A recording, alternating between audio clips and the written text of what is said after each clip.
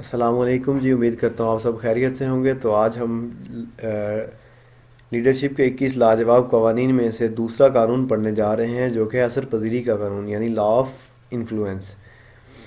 تو چلیے سٹارٹ کرتے ہیں بنا تاخیر کے۔ ویلکم ٹو کیم اعظم، اٹس محمد اعظم جاوید۔ تو اثر پذیری کا قانون، قانون نمبر 2۔ لیڈرشپ کا حقیقی پیمانہ اثر پذیری ہے، نہ اس سے کم نہ اس سے زیادہ۔ لیڈر دیکھنے میں کیسے لگتے ہیں؟ کیا وہ دیکھنے میں ہمیشہ طاقتور، متاثر کن اور سحر انگیز نظر آتے ہیں؟ اور آپ ایک لیڈر کے رسوخ یا اثر کو کیسے ماپتے ہیں؟ کیا آپ دو افراد کو پہلو با پہلو کھڑا کر کے فوراً بتا سکتے ہیں کہ ان میں بہتر لیڈر کون ہے؟ یہ وہ سوال ہے جو لوگ سینکڑوں سالوں سے پوچھتے چلے آ رہے ہیں۔ 20ویں صدی کے اواخر کے مؤثر ترین لیڈرز میں سے ایک کی شخصیت پہلی نظر میں ذرا برابر متاثر کن معلوم نہیں ہوتی تھی۔ زیادہ تر لوگ جب مدر ٹریسا کے بارے میں سوچتے تھے تو ایک نحیف سی، مختصر سی عورت اور ان کے تصور کے پردے پر ابھرتی تھی، جس نے اپنی زندگی غریبوں میں بھی غریب ترین کی خدمت کے لیے وقف کر رکھی تھی۔ وہ ایسی ہی تھی، لیکن وہ ایک زبردست لیڈر بھی تھی۔ میں یہ اس لیے کہہ رہا ہوں کیونکہ دوسروں پر ان کا اثر بہت زیادہ تھا، اور اگر آپ کے پاس اثر پذیری نہیں تو آپ کبھی بھی دوسروں کی قیادت کرنے میں کامیاب نہیں ہو پائیں گے۔ مختصر قامت، بڑا اثر۔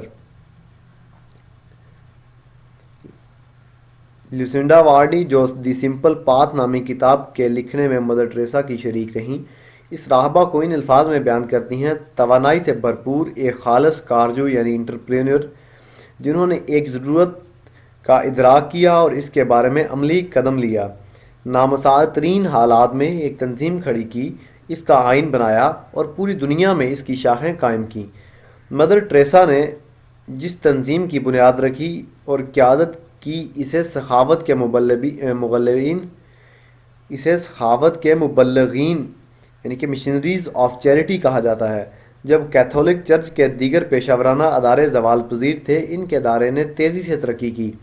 ان کی زندگی میں اس کے ارکان کی تعداد 4000 سے زائد ہو گئی، جن میں ان گنت رضاکار شامل نہیں۔ ان کی قیادت میں ان کے پیروکاروں نے 5 براعظموں کے 25 ممالک میں خدمات سر انجام دیں۔ صرف کلکتہ میں انہوں نے بچوں کے لیے ایک پناہ گاہ، جذام کے شکار افراد کے لیے ایک مرکز، نادار اور مرتے ہوئے لوگوں کے لیے ایک پناہ گاہ اور ٹی بی یا ذہنی امراض کے شکار افراد کے لیے ایک پناہ گاہ تعمیر کی۔ اس طرح کی تنظیم سازی ایک حقیقی لیڈر ہی انجام دے سکتا ہے۔ اگر آپ کے پاس اثر پذیری نہیں تو آپ کبھی بھی دوسروں کی قیادت کرنے میں کامیاب نہیں ہو پائیں گے۔ مدر ٹریسا کا اثر ان کے گرد و پیش سے کہیں زیادہ وسیع پیمانے پر پھیلا۔ تمام شعبۂ زندگی اور اقوام عالم سے تعلق رکھنے والے لوگ ان کی عزت کرتے تھے، اور جب وہ بولتی تھیں تو لوگ سنتے تھے۔ مصنفہ اور صدر امریکہ کی سابقہ تقریر نگار پیگی نونن نے مدر ٹریسا کی ایک تقریر کے بارے میں لکھا، جو انہوں نے 1994 میں نیشنل پریئر بریک فاسٹ کے موقع پر کی تھی۔ اس سے دوسروں پر ان کے اثر کا اندازہ کیا جا سکتا ہے۔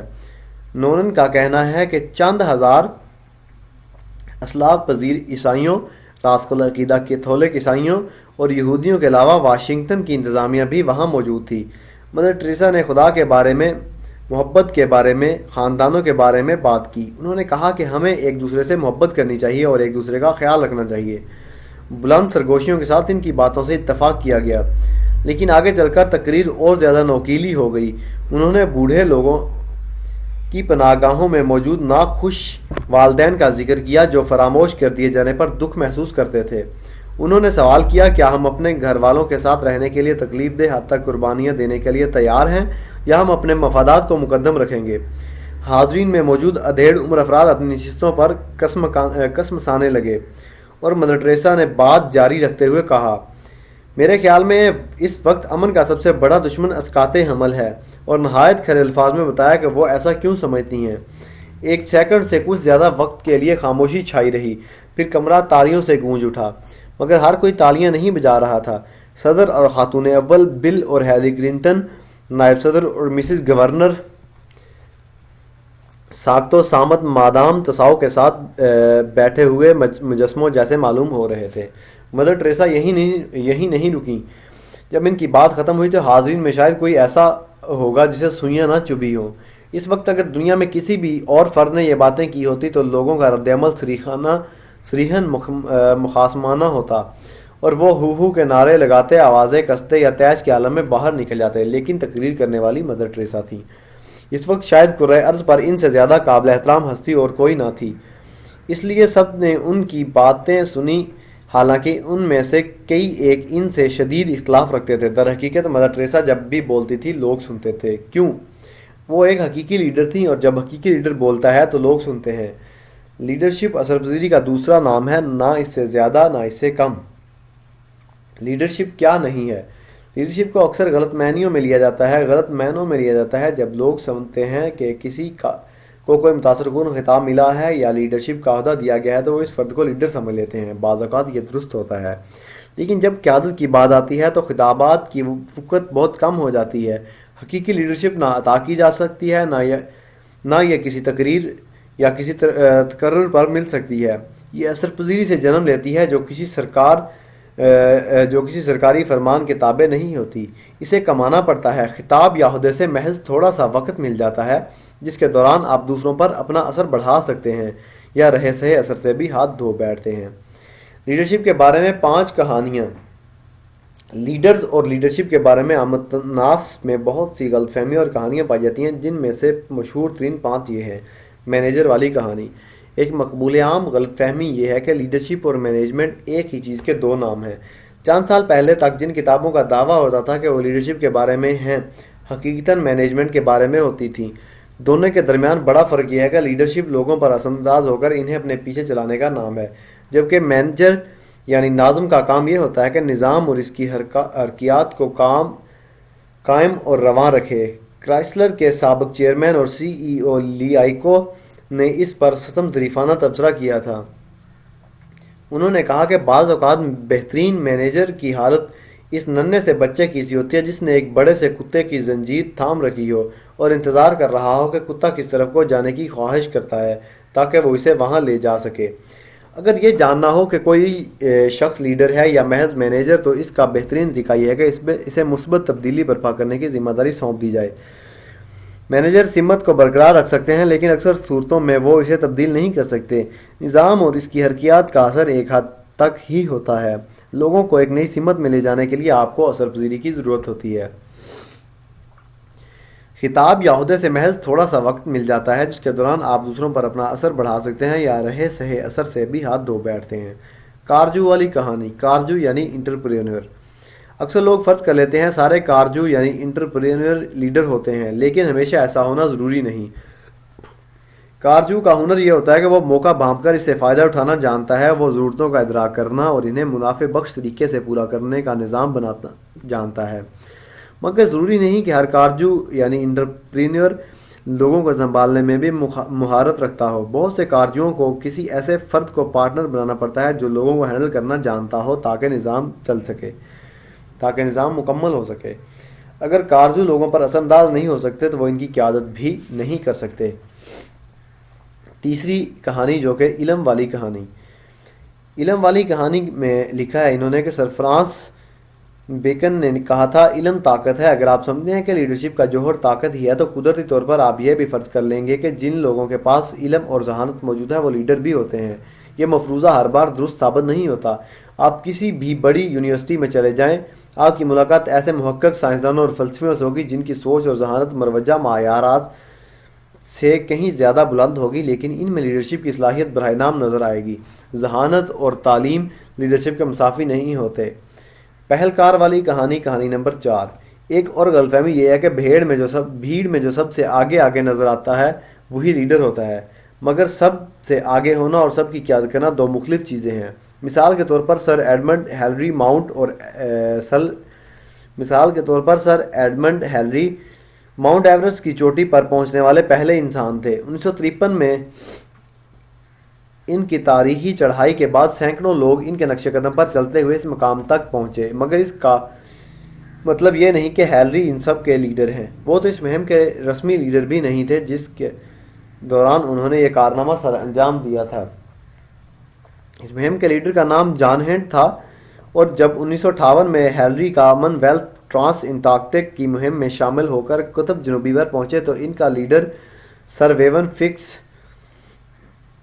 تھا۔ لیڈر ہونے کے لیے آپ کو نہ صرف آگے چلنا پڑتا ہے بلکہ یہ بھی ضروری ہے کہ آپ کی مرضی کے تحت لوگ آپ کے پیچھے پیچھے آئیں، آپ کے اپنائے ہوئے راستے پر چلیں اور آپ کے بنائے ہوئے منصوبے کی تکمیل کے لیے کام کریں۔ رجحان ساز ہونا اور بات ہے، لیڈر ہونا اور بات۔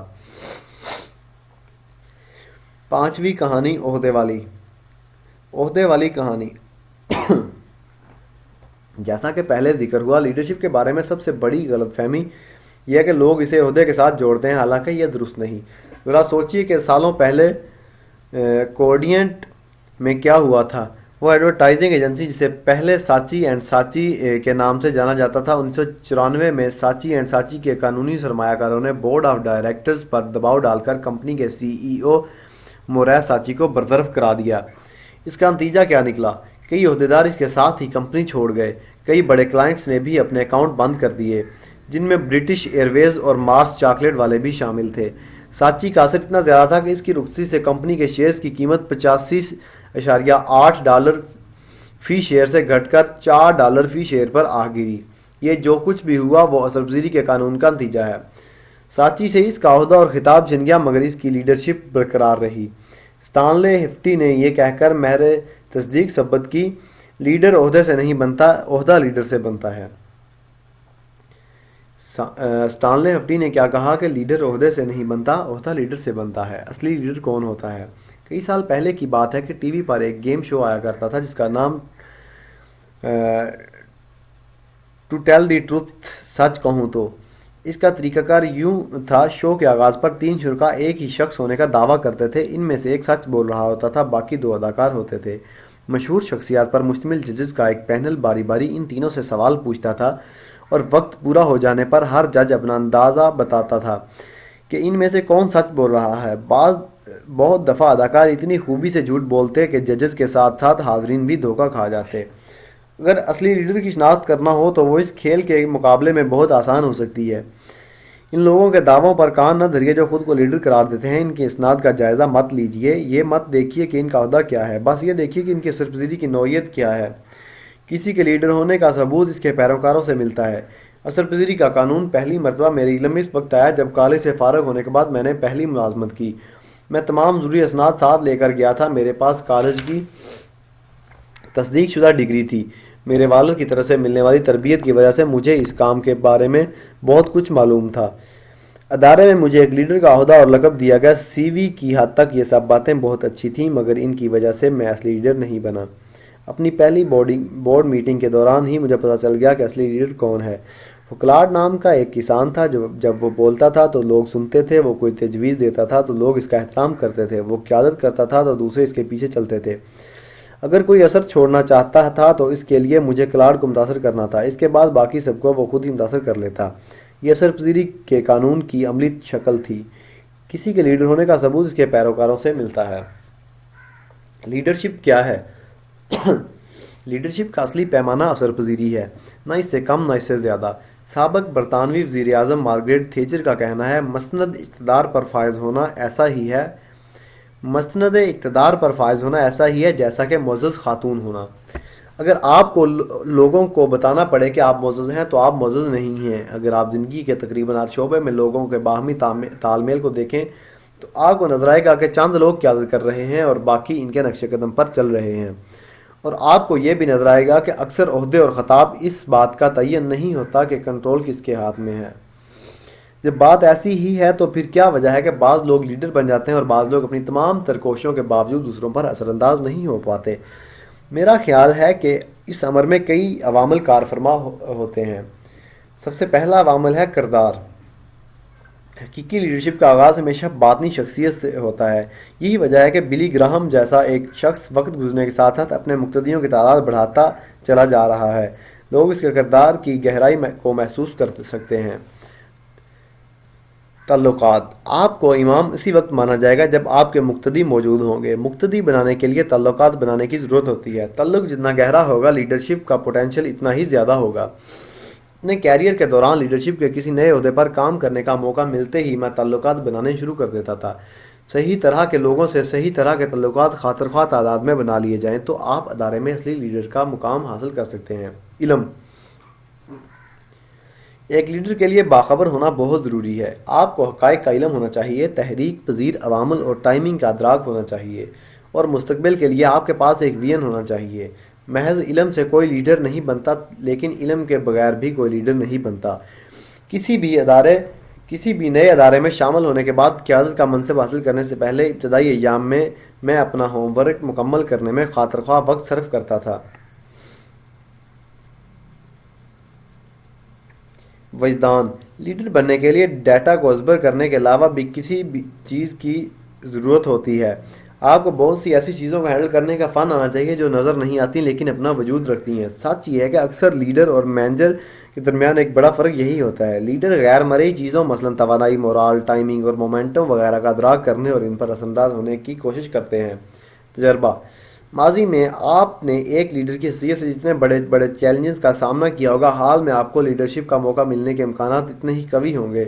تجربہ آپ کو معتبر نہیں بناتا، لیکن اس کی بدولت لوگ آپ کو اپنا لوہا منوانے کا موقع دینے پر ذرا جلدی آمادہ ہو جاتے ہیں۔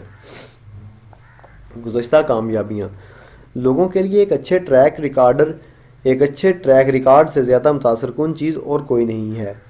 جب مجھے پہلی دفعہ لیڈرشپ کا منصب حاصل ہوا تو ٹریک ریکارڈ کے نام پر میرے پاس کچھ نہیں تھا۔ میں ماضی کی کامیابیوں کی نشاندہی کر کے لوگوں سے اپنی قابلیت منوانے کی پوزیشن میں نہیں تھا، لیکن دوسری مرتبہ ایسا منصب حاصل کرتے وقت میں ایک مثبت ٹریک ریکارڈ حاصل کر چکا تھا۔ جب بھی خود کو داؤ پر لگا کر خطرہ مول لیتا اور کامیابی حاصل کرتا تو لوگوں کو میری لیڈرشپ کی اہلیت پر اعتماد کرنے اور میرے کہے پر کان دھرنے کی ایک اور وجہ مل جاتی۔ اہلیت: کسی بھی لیڈر کی اقتدا کرنے والوں کے لیے سب سے اہم بات اس کی اہلیت ہوتی ہے۔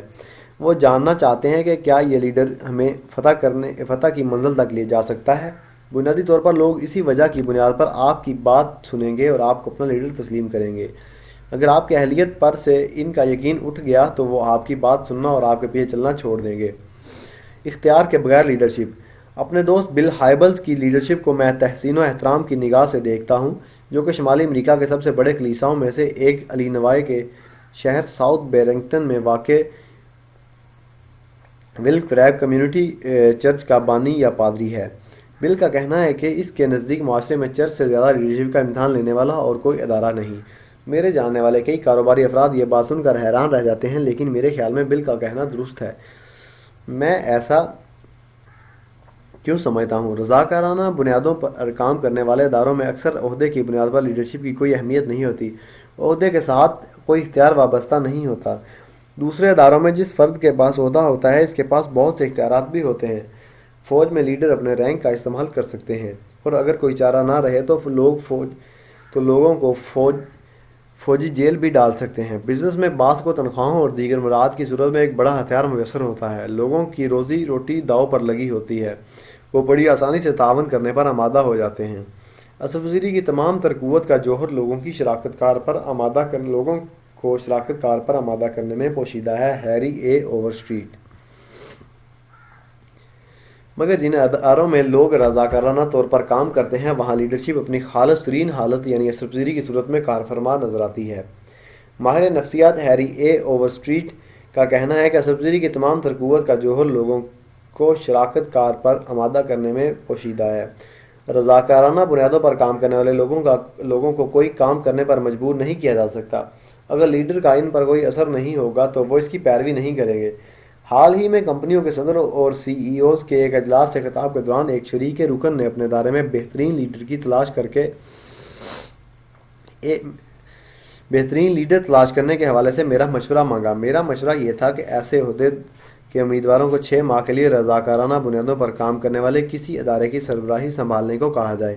اگر یہ لوگ بغیر کسی اختیار کے دوسروں کو اپنی اقتدا کرنے پر آمادہ کر سکیں، رضاکارانہ بنیادوں پر کام کرنے کے لیے لوگ بھرتی کر سکیں، کمیونٹی کی خدمت کر سکیں، یونائٹڈ وے کے ساتھ کام کر سکیں اور ایسے دیگر مراحل سے گزر سکیں تو آپ کو پتہ چل جائے گا کہ وہ دوسروں پر اثردار ہو سکتے ہیں۔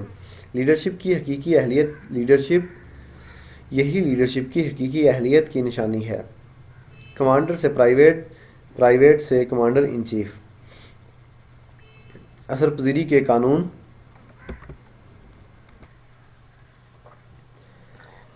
صراحت کے حوالے سے میری پسندیدہ ترین کہانیوں میں سے ایک کا تعلق ابراہیم لنکن سے ہے۔ صدر ریاست ہائے متحدہ امریکہ بننے سے دہائیاں پہلے 1832 میں نوجوان لنکن نے بلیک ہاک کی جنگ میں لڑنے کے لیے جوانوں کا ایک دستہ اکٹھا کیا۔ ان دنوں جو کوئی ملیشیا یعنی عوامی فوج کے لیے رضاکار فوجیوں کی ایک جماعت اکٹھی کرتا تھا وہ اکثر ان کا لیڈر بن جاتا تھا اور اسے کمانداری کا عہدہ مل جاتا۔ چنانچہ لنکن کو کیپٹن کا رینک مل گیا، لیکن لنکن کے ساتھ ایک مسئلہ تھا، اسے سپاہ گیری کے بارے میں کچھ علم نہ تھا، نہ ہی اسے عسکری زندگی کا کوئی تجربہ تھا، اور نہ ہی وہ فنون حرب کے بارے میں کچھ جانتا تھا۔ فوج کے سادہ ترین طریقہ عمل کو یاد رکھنا بھی اس کے لیے مشکل ہو جاتا تھا۔ اپنی سپاہیانہ زندگی کے اختتام تک لنکن کو اس کا جائز مقام یعنی پرائیویٹ کا عہدہ مل چکا تھا۔ مثال کے طور پر ایک روز لنکن 24 سپاہیوں کے ساتھ ایک میدان سے گزر رہا تھا اور اسے ان سپاہیوں کے ایک گیٹ سے گزار کر دوسرے میدان تک لے جانا تھا، مگر وہ اتنا سا کام بھی نہ کر سکا۔ بعد ازاں اس واقعے کے بارے میں بات کرتے ہوئے لنکن نے کہا، پوری کوشش کے باوجود مجھے اپنے دستے کو قطار میں لانے کے لیے حکم کے مخصوص الفاظ یاد نہ آئے۔ بالآخر جب ہم گیٹ کے نزدیک پہنچے تو میں نے چلا کر کہا اس کمپنی کو 2 منٹ کی چھٹی دی جائے، گیٹ کے دوسری طرف دوبارہ منظم ہونے تک۔ وقت گزرنے کے ساتھ ساتھ ملیشیا میں دوسروں پر لنکن کا اثر کم ہوتا گیا۔ جہاں دوسرے افسران نے اپنی اہلیت ثابت کر کے ترقی حاصل کی، لنکن کی گاڑی الٹے رخ پر چل پڑی۔ اس نے بطور کیپٹن ابتدا کی، لیکن عہدے اور خطاب کا اسے کوئی فائدہ نہ ہوا۔ وہ اثر پذیری کے قانون پر غالب نہ آ سکا۔ اپنی سپاہیانہ زندگی کے اختتام تک لنکن کو اس کا جائز مقام یعنی پرائیویٹ کا عہدہ مل چکا تھا۔ امریکی فوج میں پرائیویٹ کی اصطلاح نان کمیشنڈ فوجیوں کے لیے استعمال کی جاتی ہے۔ مترجم۔ یہ لنکن کی بھی خوش قسمتی تھی اور ریاستہائے متحدہ امریکہ کی بھی کہ وہ دوسروں پر اثر انداز ہونے میں اپنی نالائکی پر غالب آ گیا۔ فوج میں گزرے ہوئے وقت کے بعد لنکن نے ریاست الینوائے کی مقننہ اور امریکی عوام نمائندگی میں بھی وقت گزارا، جہاں اس کی کارکردگی نہایت معمولی رہی، لیکن وقت کے ساتھ ساتھ اور بہت سی کوشش اور ذاتی تجربے کے حصول کے بعد وہ غیر معمولی اثر رسوخ رکھنے والا انسان اور ملک کے بہترین صدور میں سے ایک بن کر ابھرا۔ مجھے لیڈرشپ کے حوالے سے یہ کہاوت بہت پسند ہے، جو کوئی بھی خود کو لیڈر سمجھتا ہے مگر اس کے پیچھے چلنے والا کوئی نہیں، وہ محض چہل قدمی کر رہا ہے۔ اگر آپ لوگوں پر اثر انداز نہیں ہو سکتے تو وہ آپ کی اقتدا نہیں کریں گے، اور اگر لوگ آپ کی اقتدا نہیں کرتے تو پھر آپ لیڈر نہیں ہیں۔ یہ اثر پذیری کا قانون ہے، کوئی کچھ بھی کہے ہمیشہ یاد رکھیے کہ لیڈرشپ اثر پذیری کا دوسرا نام ہے، نہ اس سے کم اور نہ اس سے زیادہ۔ اپنی زندگی میں اثر پذیری کے قانون کا اطلاق۔